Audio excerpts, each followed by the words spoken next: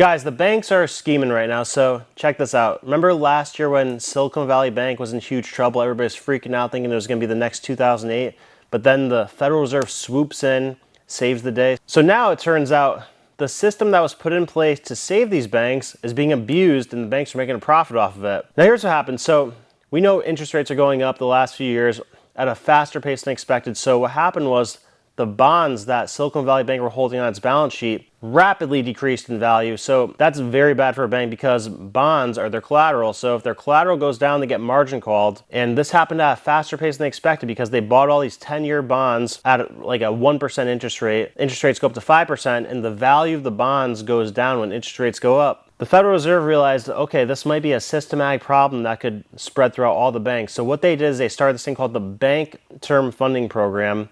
And what that did is it guaranteed the Federal Reserve would buy the bonds that any of these banks bought at face value to get them out of the situation that Silicon Valley found itself in, where their bonds were insufficient collateral. This bank term funding program is something that's very overlooked. Now the rates are going down, it should not be skyrocketing, but you could see this chart that it is skyrocketing. That's because they're able to make a profit off of it now. So now, here we are, almost a year later, and this program is set to expire in March of 2024, but I've been of the mindset that they're going to continue the program because they don't want a bank failure or any type of systematic crisis. But, big but, here's what's happening right now. So since they're saying that interest rates are going to go down now, banks are actually profiting off of the bank term funding program because they're able to borrow right now and pay back the lower expected interest rate in the future.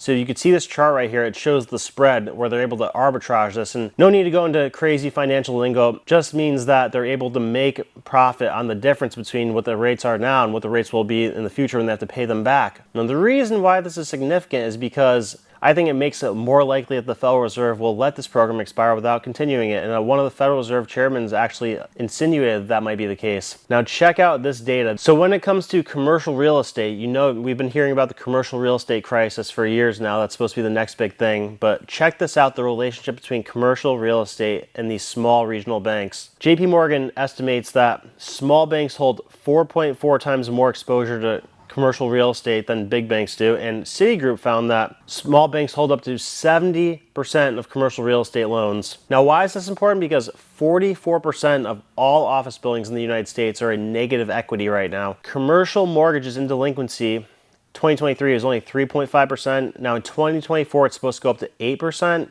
2025 up to 10%. We even saw Blackstone the other day default on a property in New York that it could have gotten at 50% off the original value. We see these properties in LA going for 80% less than the original price they were 10 years ago. So this is a systematic problem that's going to crush these small regional banks. Now the fact that they're abusing this program that was set up to be a safety net for them, I think it makes it much more likely that they're going to have this program revoked. Today's sponsor is Nextiva. If you have any experience with business communication or collaboration tools and understand the common challenges and frustrations that come with them, then Nextiva is a great solution for you. So check this out. With Nextiva's cloud phone system, you'll get unlimited calling, business texting, an auto attendant, voice analytics, and many more features that will make your business look as polished as a Fortune 500 company. But Nextiva goes beyond cloud phones. They'll let you manage all conversations and engage with customers and teams with one powerful, easy-to-use app called Nextiva One. No longer will your team have to switch between several different apps to get the job done. In just one view, Nextiva lets your team understand how a customer interacts with your business. Not only did Nextiva customers report up to 60% cost savings on their phone bill after switching, but they no longer needed Zoom, Slack, or Drive.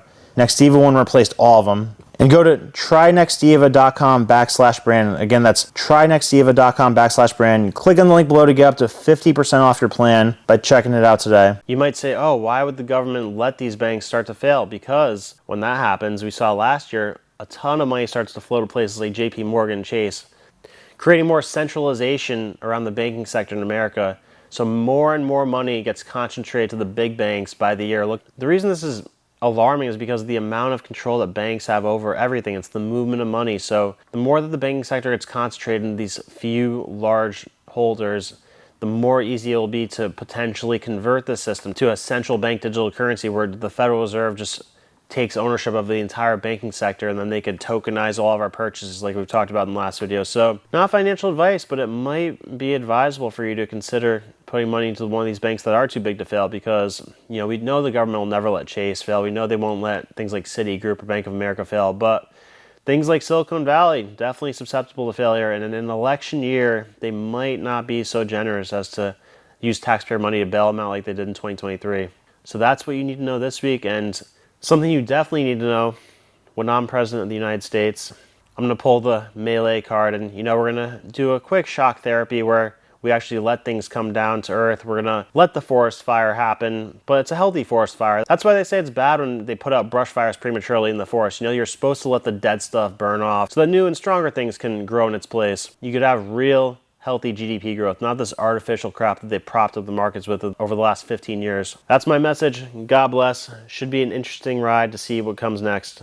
Let me tell you, when I'm president, I'm going to pull the melee card that he's doing right now where, it's going to be a quick shock therapy thing where we might have some deflation for a little bit, but that's healthy, that's necessary. That's why, to use an analogy, you're supposed to let forest fires happen on a smaller scale because there's a bunch of dead debris that's not supposed to be there. It's keeping healthier things from growing in its place. So you have to let some of this stuff happen.